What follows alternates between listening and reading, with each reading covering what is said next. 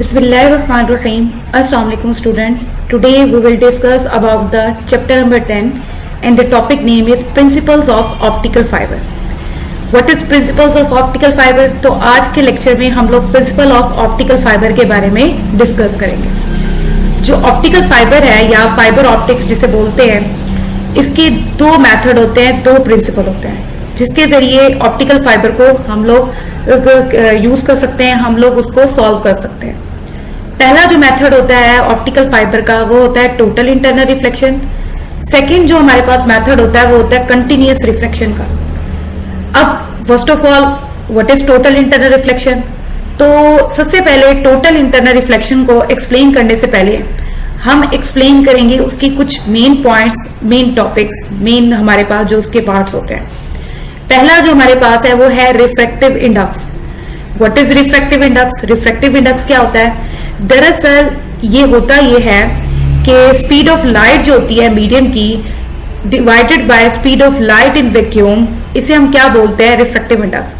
कि जो लाइट जो होती है, स्पीड ऑफ लाइट, वो डिपेंड करती है refractive index of the optical transparent material पर, और ये रेशियो होता है speed of light in vacuum to the speed of light in material. इसे हम क्या बोलते हैं? रिफ्रैक्टिव इंडेक्स बोलते हैं, जिसे रिप्रेजेंट किससे किया जाता है? एन से। और इसे एन से जो रिप्रेजेंट करते हैं, एन इज इक्वल टू, उसका फार्मूला बनता है सी ओवर वी, जिसे हमने नाम दिया क्वेश्चन नंबर 1 का। ये हमारे पास कहलाता है रिफ्रैक्टिव इंडेक्स। नेक्स्ट हम मजीद एक्सप्लेन करेंगे रिफ्रैक्शन को। रिफ्रैक्शन के बारे में हम लोग पहले भी डिस्कस कर चुके हैं, हमें मालूम है कि जो रिफ्रैक्शन ऑफ लाइट होती है वो क्या होती है। दरअसल लाइट जब एक मीडियम से दूसरे मीडियम में एंटर होने लगती है तो ये बेंड कर देती है अपनी ओरिजिनल पाथ से, इसे हम क्या बोलते हैं? रिफ्रैक्शन। जैसे कि हमने पहले भी पढ़ा हुआ है रिफ्रैक्शन ऑफ लाइट के बारे में। When light enters from one medium to another, it bends from its original path. This is called the refraction of light. और लाइट जब एंटर होती है वो हमेशा डेंसर टू रेयर मीडियम होती है, और ये हमेशा बेंड होती है नॉर्मल वे में, मतलब 90 डिग्री के एंगल में। इसके अलावा इसकी जो डायरेक्शन होती है रिफ्रैक्शन की, वो मालूम की जा सकती है रिफ्रैक्टिव इंडेक्सेस से एज वेल एज एंगल के जरिए। तो ये क्या कहलाता है? Refraction. The amount and direction of refraction is determined by the amount of different of refractive indices as well as the angle at which the light rays strike the boundary between the two media. ये क्या कहलाता है? Refraction. Next हम पढ़ेंगे critical angle के बारे में कि क्रिटिकल एंगल होता क्या है।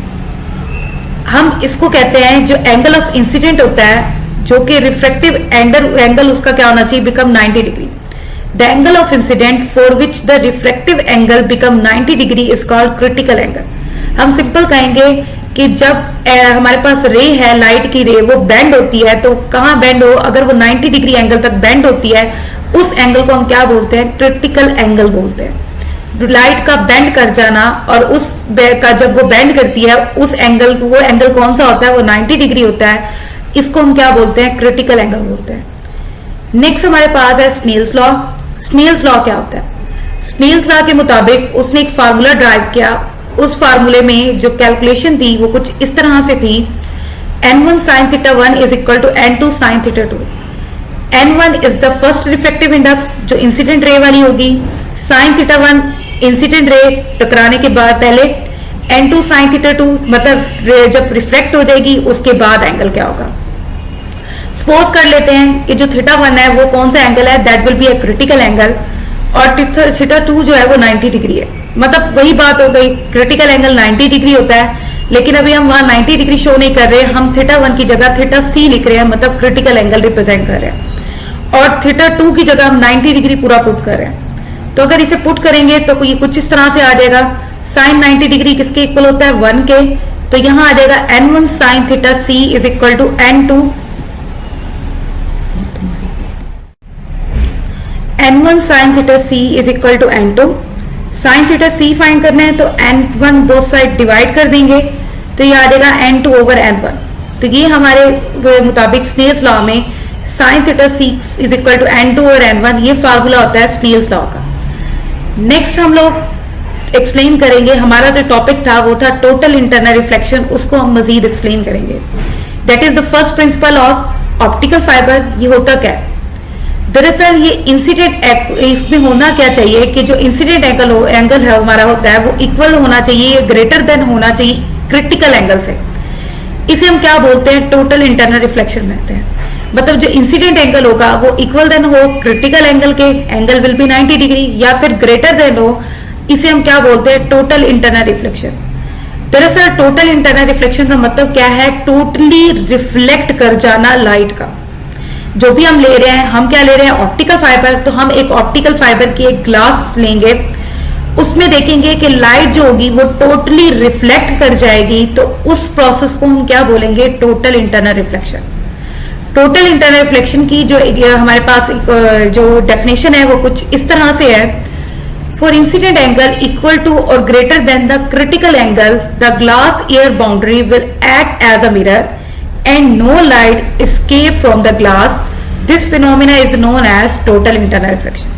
क्लियर हो जाना चाहिए कि ये जो ग्लास होना चाहिए वो act like a mirror act करना स्टार्ट कर दे। इस प्रोसेस को क्या बोलेंगे, total internal reflection. Total internal reflection में जो क्रिटिकल एंगल लिया हुआ है ग्लास का, वो कैसे हम फाइंड कर सकते हैं, बाय यूजिंग स्नेल्स लॉ के जरिए, जो हमने अभी यूज किया था स्नेल्स लॉ। वो क्या था, sine theta C is equal to n2/n1। n के क्या कहलाता है, n हमारे पास होता है रिफ्रैक्टिव इंडेक्स, n2 मतलब रिफ्लेक्शन से पहले जो हम कह सकते हैं, और n1 हमारे पास n1 रिफ्लेक्शन से पहले और n2 रिफ्लेक्शन के बाद। अगर हम कहते हैं कि n2 की वैल्यू 1.0 है, फॉर एग्जांपल दे दी है, और n1 की वैल्यू 1.5 है, तो हमारे पास हम क्रिटिकल एंगल इजीली फाइंड कर सकते हैं, जो हमारे पास निकला है 41.8 degree. That is the critical angle for glass. हमने जो ग्लास यूज किया है ऑप्टिकल फाइबर में, उसका जो क्रिटिकल एंगल है वो हम कहते हैं वो 41.8 डिग्री वाला यूज किया है। फिर बिल्कुल इसी तरह हम टोटल इंटरनल रिफ्लेक्शन को बाय एक्सपेरिमेंट के जरिए, बाय डायग्राम के जरिए हम इसको मजीद एक्सप्लेन करेंगे।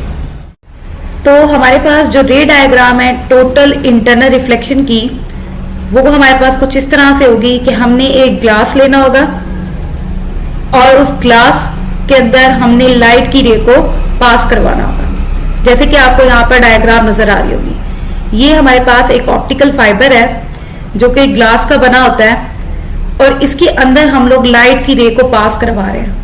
यहाँ लाइट की रेज 3 किस्म की हैं, मतलब 3 लाइट्स जो है वो पास हो रही हैं, 3 किस्म की लाइट रेज आ रही है। रे नंबर 1 हम इंसिडेंट रे कहेंगे, जो पास हो रही है पहले ग्लास प्लेट्स में से। आप देखेंगे ये पहले यहां से टकराने के बाद, ग्लास की प्लेट से टकराने के बाद, फिर टकराने के बाद, फिर रिफ्लेक्ट हो गई, फिर रिफ्लेक्शन हो गई, रिफ्लेक्शन होने के बाद ये टोटली क्या हो रही है, इंटरनल रिफ्लेक्शन हो रही है। जैसे कि हमने कहा था, ये जो हमारे पास सरफेस होता है अंदर का, ग्लास के अंदर वाला जो पार्ट है ये कोर कहलाता है, जबकि जो बाहर वाला पार्ट होता है ये क्लैडिंग कहलाता है। हमने क्या किया, हमने तीन किस्म की लाइट की रेस को पास करवा के दिखाया। हमने कहा अगर रे 1 जो है उसका एंगल 30 डिग्री पर वो रिफ्लेक्ट कर रही है, रे 2 फॉर एग्जांपल 60 पर, और रे 3 हमारे पास 75 पर क्या कर रही है, टोटली रिफ्लेक्ट कर रही है। तो इसका काम क्या होता है, ग्लास प्लेट के अंदर टोटल इंटरनल रिफ्लेक्शन का मतलब ये है कि लाइट की रेस को टोटली रिफ्लेक्ट कर देना। तो यहां पर भी टोटल इंटरनल रिफ्लेक्शन हो रही है। उसके बाद जो फाइबर ऑप्टिक्स है या ऑप्टिकल फाइबर्स है, इसके पार्ट्स होते हैं, जैसे कि अभी मैंने आपको बताया 3 पार्ट्स होते हैं, एक कोर, एक क्लैडिंग और एक बफर कोटिंग कहलाता है। अब ये क्या होते हैं, कोर जो होता है ये हमारे पास थिन ग्लास सेंटर होता है, सेंटर मतलब ग्लास के जो अंदर वाला हिस्सा होता है वो कोर कहलाता है, जैसे कि मैंने अभी आपको डिस्कस किया। और इसकी जो रिफ्लेक्टिव इंडेक्स होती है वो हाई होती है। Thin glass centre of the fibre where the light travels, core has high reflective index. ठीक हो गया। उसके बाद क्लैडिंग, इसका अपर पार्ट होता है ग्लास का, ये क्लैडिंग कहलाता है, और इसकी जो रिफ्लेक्टिव इंडेक्स होती है क्लैडिंग की वो ऑलवेज हमेशा कम होती है एज कंपेयर टू कोर के। मतलब क्लैडिंग की जो रिफ्लेक्टिव इंडेक्स होती है वो कम होती है, हमेशा हर किसी ग्लास की कम होगी एज कंपेयर टू कोर के। ये क्या कहलाता है, cladding. Outer optical material surrounding the core that reflection the light back into core, the reflective index of cladding is always less than the core. ये था क्लैडिंग। उसके बाद लास्ट हमारे पास होता है बफर कोटिंग। अब बफर कोटिंग क्या है, ये प्लास्टिक कोटिंग होती है और ये प्रोटेक्ट करती है फाइबर को डैमेज होने से रोकती है। और इसमें हंड्रेड और थाउजेंड्स ऑप्टिकल फाइबर्स जो है वो बंडल्स की फॉर्म में अरेंज होते हैं। इसे हम क्या बोलते हैं, बफर कोटिंग बोलते हैं। और ये बंडल्स को प्रोटेक्ट करती है, मतलब केबल्स जो होती है उसके ऊपर ओवर कोटेड होती है, कवर की जाती है, ताकि वो क्या हो, उसकी ग्लास प्लेट को, ऑप्टिकल फाइबर को कवर कर सके, प्रोटेक्ट कर सके। जब इस ग्लास प्लेट के ऊपर जो कवर आउटर कवर होता है, इसको जैकेट का नाम भी दिया जाता है। ये क्या कहलाता है, बफर कोटिंग। तो plastic coating that protect the fibre from damage and moisturize. 100 or 1000 of these optical fiber are arranged in bundles in optical cables. The bundles are protected by the cable's outer covering called a jacket. तो ये हमारे पास क्या कहलाता है, ये हमारे पास कहलाते हैं पार्ट्स ऑफ ऑप्टिकल फाइबर या फाइबर ऑप्टिक्स। तो आज के लेक्चर में हम लोगों ने किसके बारे में डिस्कस किया, टोटल इंटरनल रिफ्लेक्शन के बारे में, जो कि प्रिंसिपल है ऑप्टिकल फाइबर का। Thank you.